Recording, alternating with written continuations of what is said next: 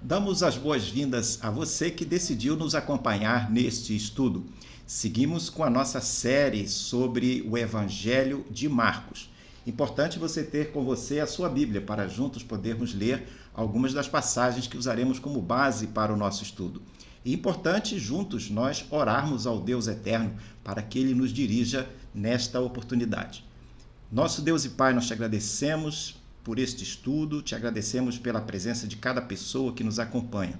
Queremos te pedir que nesse momento tu nos abençoes, que tu nos orientes para que possamos entender a tua mensagem vinda da tua palavra e que possamos também aplicá-la em nossa vida. Nós te agradecemos e pedimos em nome de Jesus. Amém. Nessa parte introdutória, é importante nós dizermos que Jesus teve muitos desafios em seu ministério aqui na Terra. Nesse estudo de hoje, nós vamos ver dois desses desafios. E é importante nós considerarmos que um desses desafios teve a ver com seu empenho em atender às multidões. Atender multidões, especialmente nessa parte bem inicial do Evangelho, foi um grande desafio para Jesus. Havia gente que o buscava por conta dos seus ensinos e havia gente que o buscava por conta dos milagres que ele fazia. Dos que buscavam Jesus por conta dos milagres, havia os que precisavam de alguma cura para si mesmos ou aqueles que buscavam cura para alguém. Havia também aqueles que buscavam Jesus por conta dos milagres, mas por conta da parte espetacular dos milagres que eles queriam ver como que funcionava. Atender as multidões, portanto, foi um desafio para Jesus por conta da quantidade de pessoas que o seguia naquelas paragens, naqueles lugares onde ele estava. Lá no estudo passado, nós até lemos no início do Evangelho de Marcos que as multidões eram tantas que ele não conseguia mais entrar nas cidades. E ele ficava em lugares desertos e mesmo assim as pessoas iam atrás de Jesus. Portanto, atender as multidões era esse grande desafio e é importante nós observarmos que esse atendimento que Jesus fazia às multidões passava por ele realizar milagres. E para realizar milagres era necessário um fator fundamental, a fé. Além do poder de Jesus para realizar os milagres, era importante haver fé. E a fé, porque os milagres eram baseados na fé. E a fé era não apenas a própria fé que Jesus demonstrava em alguns casos. Nós temos, por exemplo, o episódio da ressurreição de Lázaro, que a palavra de Deus diz que Jesus demonstrou a sua fé para que Lázaro fosse ressuscitado. Não havia como o próprio Lázaro ter fé naquele milagre porque ele estava morto. Então, a sua fé de Jesus foi aquela utilizada para a ressurreição de Lázaro. Então, fé demonstrada pelo próprio Jesus. Havia a fé demonstrada pela pessoa que estava sendo curada. E nós temos vários exemplos. Novamente, no estudo passado, nós tivemos aquele caso do leproso que se ajoelhou diante de Jesus e com a demonstração de uma fé muito intensa, ele disse: Senhor, eu sei que tu podes me curar. Então, esse é um segundo bloco de fé, tipos de fé que nós podemos identificar. E havia um terceiro também, um terceiro bloco de fé, que é aquela fé demonstrada por uma pessoa em relação a outra pessoa. Então, outras pessoas demonstram fé por uma determinada cura e aquilo, então, se realiza. Esse tipo de fé nós vamos abordar hoje, vamos ler daqui a pouco um episódio no Evangelho de Marcos em que nós vemos os amigos de um homem paralítico demonstrando a fé que eles possuíam para que a cura daquele homem se realizasse. Vale nós observarmos que o mecanismo da fé é um mecanismo muito poderoso. A Bíblia nos ensina que nós devemos andar pela fé e que se a nossa fé for do tamanho de um grão de mostarda, nós podemos até remover montanhas aqui, metaforicamente falando, montanhas de dificuldades, montanhas de desafios. O mecanismo da fé é algo tão poderoso que esse mecanismo, essa fé, não se restringe apenas à pessoa que busca alguma coisa para si própria. Acontece que essa fé, pelo fato de ser poderosa, ela pode funcionar de uma pessoa para outra pessoa. Então, a fé que uma pessoa tem, ela pode se propagar, ela pode se aplicar a uma outra pessoa que necessita de alguma coisa. Essa é para mostrar a dimensão e o poder da fé. Podemos, então, concluir que a fé demonstrada por uma pessoa pode abençoar a sua vida, por exemplo. E também, de maneira recíproca, a fé que você tem em determinado assunto referente a uma outra pessoa pode abençoar aquela outra pessoa. No próximo quadro, nós encontramos vamos ampliar um pouquinho a questão do milagre que efetivamente ocorre, que nós vamos usar como base para o nosso estudo de hoje, que se encontra em Marcos, no capítulo 2, e nós vamos ler os 12 primeiros versículos, e eu convido você para me acompanhar nessa leitura. O texto sagrado nos diz o seguinte: dias depois, Jesus entrou de novo em Cafarnaum, e logo se ouviu dizer que ele estava em casa. Muitos se reuniram ali a ponto de não haver lugar nem mesmo junto à porta. E Jesus anunciava-lhes a palavra. Trouxeram-lhe então um paralítico, carregado por 4 homens, e não podendo aproximar-se de Jesus por causa da multidão, removeram o telhado no ponto correspondente ao lugar onde Jesus se encontrava e pela abertura desceram o leito em que o paralítico estava deitado. Vendo-lhes a fé, olha só que interessante, depois nós vamos voltar a esse ponto. Vendo-lhes a fé, Jesus disse ao paralítico: Filho, os seus pecados estão perdoados. Alguns escribas estavam sentados ali e pensavam em seu coração: como ele se atreve a falar assim? Isso é blasfêmia. Quem pode perdoar pecados a não ser um que é Deus? E Jesus, percebendo imediatamente em seu espírito que eles assim pensavam, disse-lhes: por que vocês estão pensando essas coisas em seu coração? O que é mais difícil, dizer ao paralítico: os seus pecados estão perdoados? Ou dizer: levante-se, tome o seu leito e ande? Mas isto é para que vocês saibam que o Filho do Homem tem autoridade sobre a terra para perdoar pecados. E disse ao paralítico: eu digo a você, levante-se, pegue o seu leito e vá para casa. Ele se levantou e, no mesmo instante, pegando o leito, retirou-se à vista de todos, a ponto de todos se admirarem e darem glória a Deus, dizendo: jamais vimos coisa assim. Esse é um relato desse milagre muito interessante, porque ele vai nos trazer algumas lições preciosas que vamos juntos descobrir da palavra de Deus.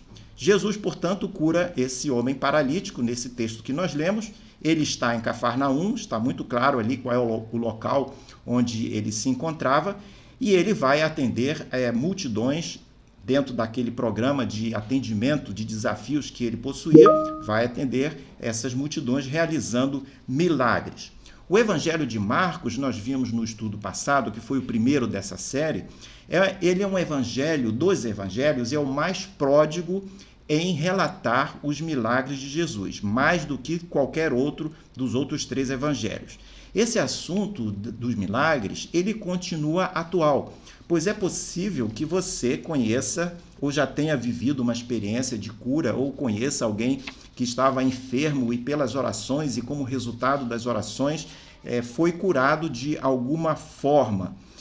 É importante nós observarmos que, como resultado da cura de uma enfermidade em você ou alguém, o milagre, de alguma forma, pode se manifestar. Nem sempre é fácil nós identificarmos que aquela cura foi um milagre. Os milagres podem gerar curas, mas nem todas as curas são exatamente milagres. E como eles atuam na vida da pessoa, às vezes o milagre pode se dar através da ação do médico, através da ação dos medicamentos, através das circunstâncias que colaboraram para que tudo aquilo se resolvesse de alguma maneira, mas o fato é que a cura continua ocorrendo. Não da maneira como ocorria na época de Jesus, talvez no meio a uma grande multidão, da maneira como nós encontramos nos evangelhos, mas há alguma cura ou várias curas que continuam de alguma forma ocorrendo em nossos tempos. Quais os personagens ou grupos desse nosso relato de hoje que nós acabamos de ler? Um pastor que eu gosto muito, de nome Howard Wesley, ele faz uma análise desse episódio e ele considera que há 4 personagens, ou 2 personagens e 2 grupos de personagens que são importantes nesse relato. E quem são esses personagens? Jesus, obviamente, é o primeiro. A multidão é um outro personagem, um grupo de personagens. O paralítico é o terceiro personagem. E o quarto personagem são os amigos do paralítico. E a partir dessa identificação, nós teremos oportunidade de elaborar um pouco sobre cada um desses personagens e nos aprofundar no estudo desse episódio. O primeiro personagem, portanto, é Jesus. Quando em Cafarnaum, nós verificamos que ele estava naquela maratona de milagres. E lá relatamos, já mencionamos que Cafarnaum, aquele episódio, não é o único, ocorreram vários milagres naquela localidade onde Jesus se encontrava. E nós então já estamos conhecendo a capacidade de Jesus de realizar milagres. Ele é o Messias anunciado por Marcos, e vamos então prosseguir para o segundo personagem, que é a multidão. A multidão que o seguia era tão grande que ele praticamente não mais conseguia entrar nas cidades. É o que nos relata Marcos 1:45. Depois você pode conferir esse versículo. Por isso, Jesus permanecia muitas vezes fora da cidade, uma grande parte do seu tempo fora da cidade, mesmo assim as pessoas iam atrás dele. Ele se deslocava então para outros lugares, e nesse episódio ele consegue voltar para a cidade. Finalmente entra na cidade, vai a uma casa, talvez a casa em que ele estivesse hospedado, e a casa, as pessoas tomam conhecimento de que ele estava ali, e a casa começa a encher, e encher, e encher, e encher o terreno, e em volta a rua fechou, porque estava todo mundo querendo ouvir Jesus. Então, a multidão forma esse segundo grupo de personagens. Terceiro, o próprio homem paralítico, que vai ter um encontro com Jesus e vai ter este benefício da sua cura. Esse homem, então, a partir desse encontro com Jesus, ter uma experiência memorável em sua vida. Tal qual aquele homem que teve a possibilidade de se encontrar com Jesus, aqui nós podemos tirar uma lição para cada um de nós. Se nós tivermos você tiver a possibilidade de ter um encontro pessoal com Jesus, certamente uma coisa vai acontecer: a sua vida vai se transformar. E nós temos aqui um exemplo desse episódio que vai nos inspirar sobre essa transformação.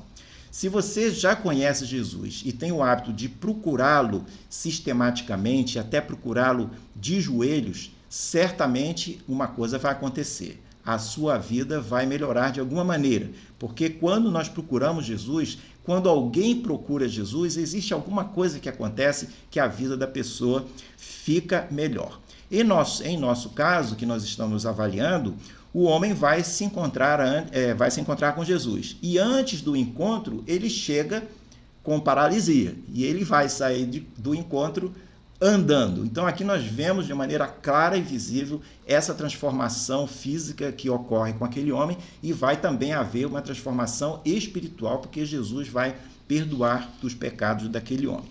Quarto grupo, então, de personagens, ou quarto personagem, são os amigos do paralítico.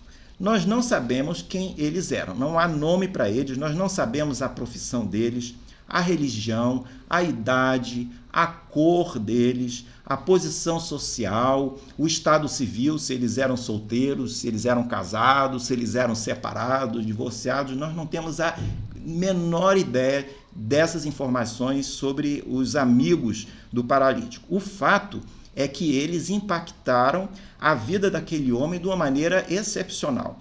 Todas as demais características que nós citamos, elas são completamente irrelevantes para esse caso. Então, a palavra de Deus nem sequer menciona o nome deles e essas outras características, porque elas não foram importantes para esse episódio que nós estamos estudando. O que esses amigos fizeram de especial? Como que eles agiram? No presente caso, nós vamos ver que uma coisa muito interessante é que a cura não ocorreu exatamente pela fé do paralítico. Em nenhum lugar deste relato há menção à fé daquele homem que foi curado. Pode ser que ele tivesse fé, e é possível que ele demonstrou alguma fé, mas essa fé não é mencionada, essa fé não é relatada. O relato diz que a vida desse homem foi mudada para melhor diretamente por conta do grupo de amigos que o levou até lá e pela fé que eles demonstraram. Eles fizeram, portanto, alguma coisa na vida desse homem que definitivamente tornou a vida dele muito melhor. O que eles fizeram e o que dessas ações que eles fizeram em relação àquele homem paralítico, o que essas ações têm a ver conosco? O que nós podemos tirar de lição prática para a nossa vida a partir da atitude desses amigos? No próximo quadro, nós temos então essa pergunta: como os amigos do paralítico, daquele homem que foi curado, como que eles agiram? A primeira coisa que eles fizeram foi se importar com ele e com o seu bem-estar. Eles planejaram, eles mesmos, irem encontrar, ver Jesus pregando, Jesus falando, alguém, como eu mencionei, a notícia correu rapidamente pela cidade de Cafarnaum, eles falaram, vamos lá. Mas no caminho, possivelmente, eles disseram, escuta, mas e o fulano, aquele nosso amigo?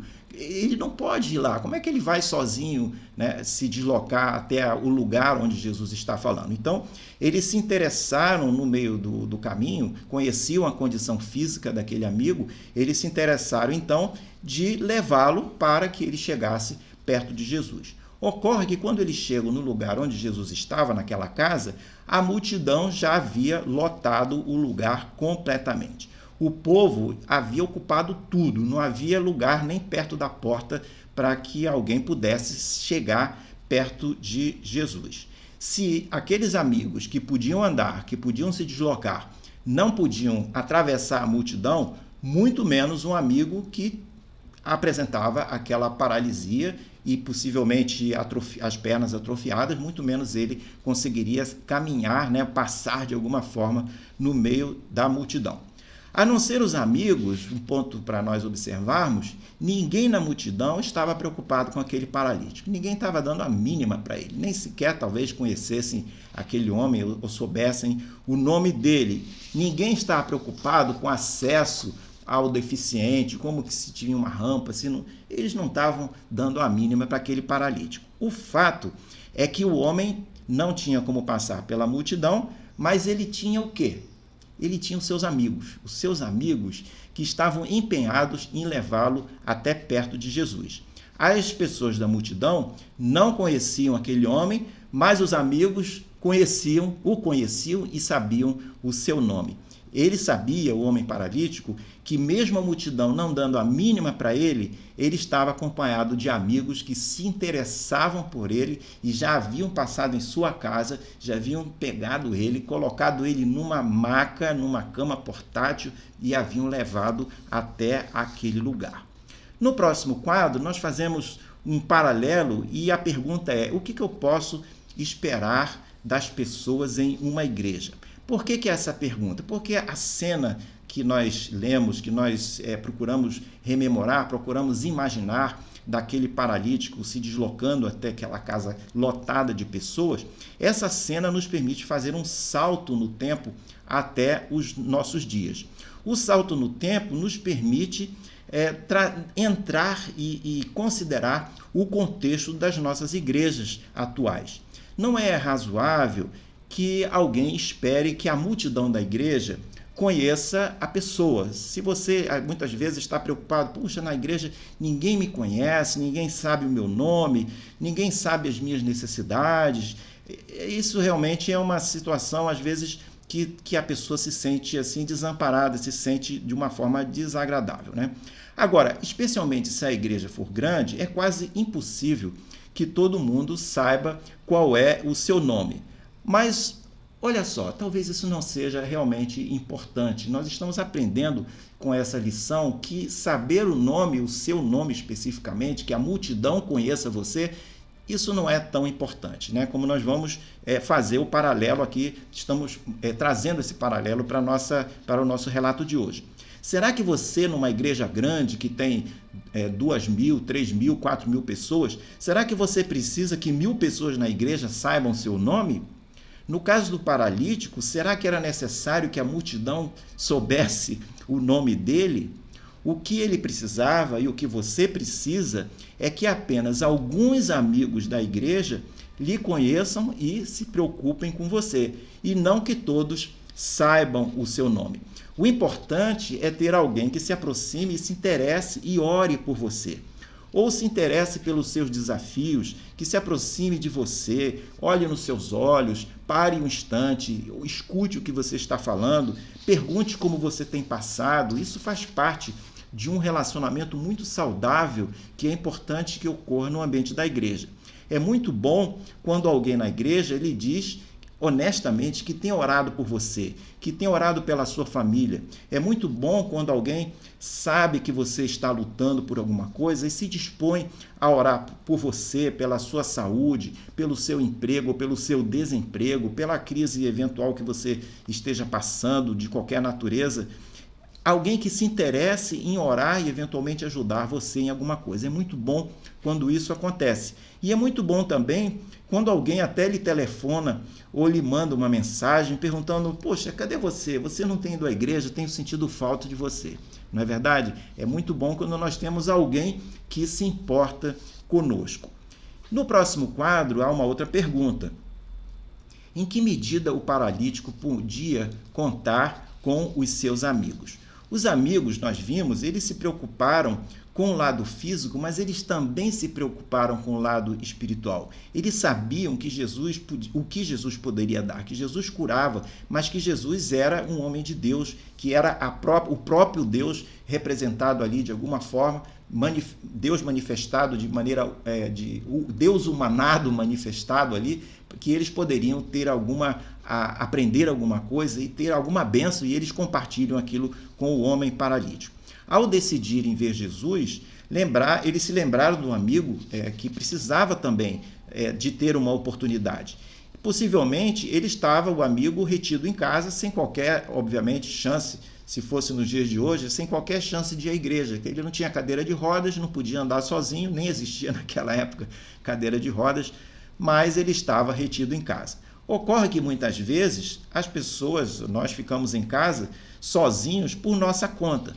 É verdade que em casa você pode ler a Bíblia, você pode ver o culto online, pode participar dos estudos remotamente, também pela internet, você pode orar sozinho, você pode até cantar sozinho na sua casa.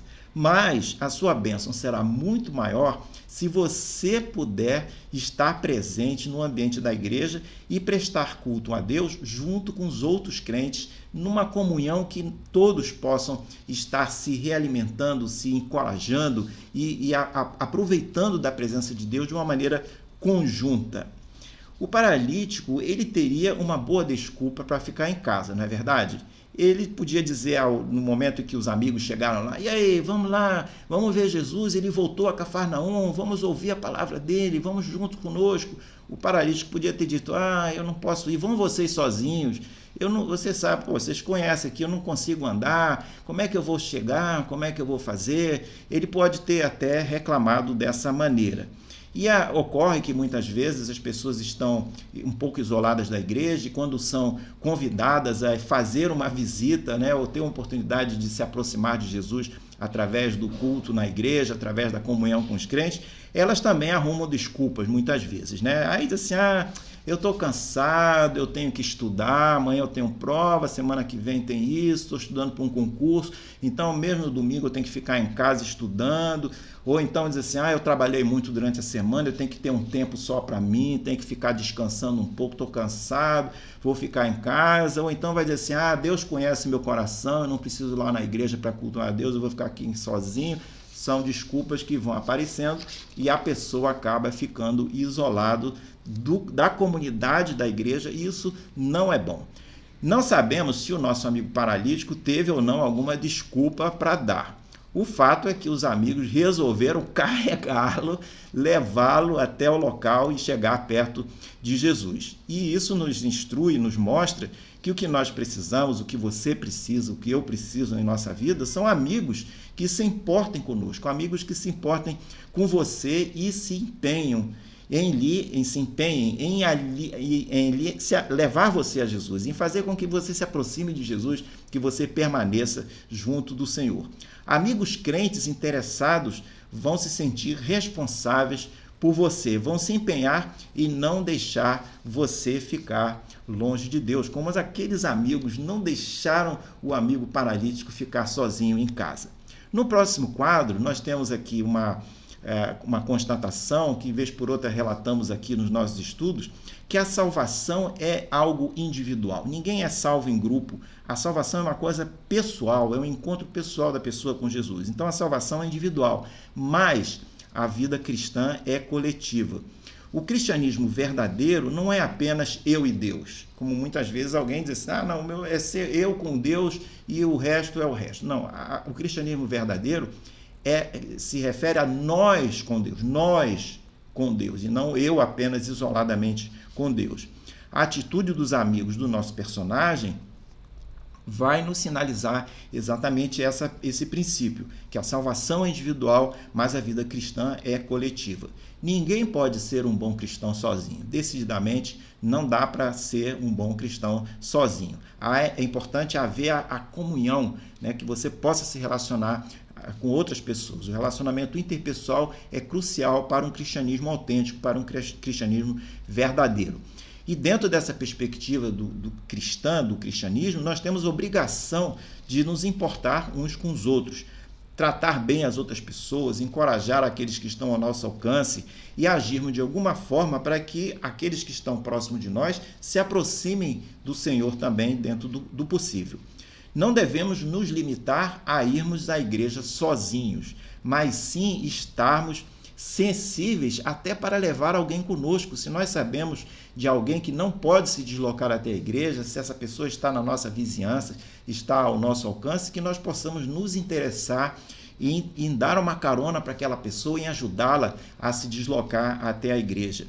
Você já viu aqueles grupos de ciclistas que circulam pela cidade nos fins de semana? Eu acho aquilo muito interessante, todos equipados com capacete, com acessórios, com bicicletas as mais modernas possíveis. Então aquele grupo enorme de ciclistas, eles vão andando de um lugar para outro. Por que eles fazem isso? Eles fazem isso porque eles curtem estar juntos, aquilo é um prazer, é uma satisfação, é uma atividade muito positiva, é muito boa para a saúde, ao mesmo tempo que eles podem curtir a presença uns dos outros. Da mesma forma, isso deve acontecer numa igreja saudável, numa comunidade de fé saudável, em que os crentes e os visitantes que estão se interessando pelo assunto possam estar juntos e possam curtir aquele ambiente, possam se regozijar, possam se alegrar pelo fato de estar na igreja, não apenas no serviço da igreja, nos cultos, mas participar dos projetos da igreja também, se empenhar, se envolver, se engajar. Os amigos do paralítico chegaram atrasados ao lugar onde Jesus estava fazendo a sua preleção. O lugar, como nós vimos, estava simplesmente lotado. Eles tinham que ficar do lado de fora, não conseguiam entrar. Eles então fazem alguma coisa completamente diferente para que o seu amigo pudesse se aproximar de Jesus. Nem sempre observamos, pelo fato de estarmos no meio da multidão, nem sempre estar na multidão vai significar estar perto de Jesus. Frequentar a igreja sozinho nem sempre vai significar estar perto de Jesus. Andar junto com a multidão, ficar do lado de fora da casa, tentando ouvir de longe o que Jesus estava falando, nem sempre vai significar estar efetivamente perto de Jesus. Os amigos do paralítico, eles se recusam a permanecer parados no meio do povo do lado de fora da casa. Como nós lemos no relato, eles sobem no telhado, eles levam a maca até o telhado e eles descem o amigo por uma abertura que eles fazem no telhado para que ele possa descer no lugar onde Jesus estava. Eles estavam desesperados para chegar perto de Jesus. Eles estavam comprometidos a levar o seu amigo, eles queriam eles mesmos estar perto de Jesus e também levar o seu amigo para que todos fossem abençoados por Jesus. Para resolver o problema do amigo, portanto, eles teriam que estar do lado de dentro, perto de Jesus, e não do lado de fora, junto da multidão. O homem deve ter ficado muito feliz, porque todos os seus pecados foram perdoados e, além disso, ele pôde sair andando, carregando o seu leito, a sua cama, a sua maca. No próximo quadro, nós vemos, já arrumando para o final do nosso estudo, um segundo desafio que nós encontramos lá no ministério de Jesus, que foi a oposição que foi feita ao trabalho dele, ao ministério dele. Apesar do grande apoio popular, Jesus começa a encontrar oposição. E aqui no relato de Marcos, que nós lemos, no capítulo 2, no versos 6 e 7, já nós verificamos uma reação negativa dos escribas que estavam presentes naquele evento. Antes de lidar com o problema físico do nosso personagem, do homem paralítico, Jesus tratou de sua questão espiritual ao perdoar-lhe os pecados. No verso 5, Jesus diz ao paralítico: filho, os seus pecados estão perdoados. Né? Então ele trata primeiro desse assunto e depois é que Jesus vai fazer a cura física do homem. Por Jesus ter perdoado os pecados do paralítico, Jesus é acusado de blasfêmia pelos escribas. Os escribas, quem eram os escribas? Eles eram os intérpretes, eram os intérpretes da lei, os estudiosos da lei. Eles eram incumbidos de ensinar e de traduzir as escrituras e de ter escolas em que eles pudessem ensinar sobre as escrituras, sobre a Torá, sobre o Antigo Testamento. E, segundo eles, a blasfêmia estava acontecendo porque somente Deus é quem poderia perdoar pecados. Como eles não acreditavam que Jesus era Deus e Jesus estava perdoando pecados, eles disseram: esse homem está blasfemando porque está se colocando no lugar de Deus. Vale nós observarmos que esse comportamento dos escribas nos sinaliza duas coisas para a nossa atualidade. A primeira coisa é o que eu chamo das agendas escondidas. O que são agendas escondidas? É quando ocorre o caso das pessoas que defendem certas coisas de público. Na realidade, o interesse delas é alguma coisa escondida que elas não declaram. Então, elas de público se declaram favoráveis e defensoras de determinadas coisas, de determinados princípios, mas o interesse real delas é outro. Aqui, no caso, os escribas aparentemente foram lá ouvir a palavra de Jesus, foram junto com os demais componentes daquela multidão, talvez até procurar uma bênção do Senhor, etc. Mas o interesse deles não era esse. Visivelmente eles estavam ali junto com os demais, mas o que eles precisavam fazer dentro do conceito deles era uma crítica ao que Jesus estava fazendo. Agenda escondida.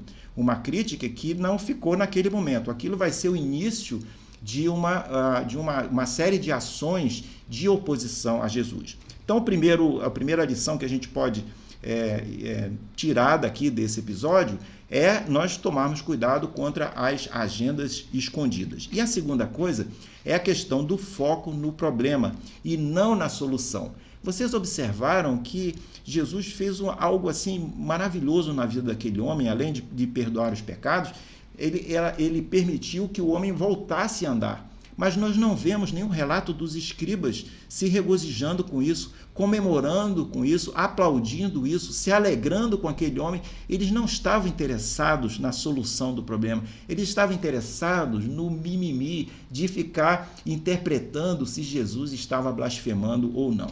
Então isso é muito comum na nossa realidade, não apenas no ambiente da igreja acontecem essas coisas, mas também no trabalho, nos nossos relacionamentos, e é algo que nós devemos prestar muita atenção, porque esse é um comportamento muito destrutivo e muito desagregador, né? Então são duas lições que nós podemos tirar aqui das outras várias que nós encontramos nesse texto.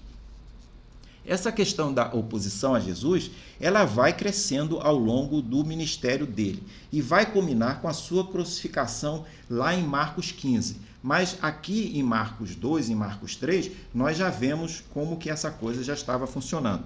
E eu convido você para dar uma rápida lida no capítulo 3 de Marcos, no verso 6, porque aqui ele vai dizer o seguinte: os fariseus saíram dali e com os herodianos, fariseus e herodianos eram amigos dos escribas, e eles formavam a oposição a Jesus. E olha só o que acontece.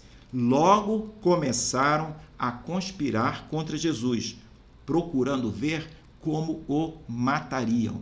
Esse é o nível da oposição que vão fazer a Jesus. Então estão preocupados com as blasfêmias, estão preocupados com as outras coisas superficiais que ao longo de outros textos eventualmente nós abordaremos os debates dos fariseus contra Jesus, mas no fundo, a agenda escondida deles estavam interessados em atentar contra a vida de Jesus. Então essa é uma lição que nós uma outra que nós podemos tirar desse episódio.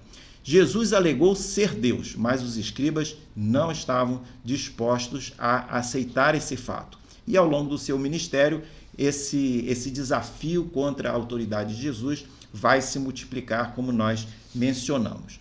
No próximo e último quadro, nós temos a nossa conclusão. A partir da cura do paralítico, uma outra lição que nós podemos resumir aqui nessa parte conclusiva é que o crescimento espiritual ele não acontece apenas indo aos cultos das igrejas, da igreja. Eu vou à igreja todo domingo, então por conta disso, isso é suficiente para que eu cresça espiritualmente. Não é.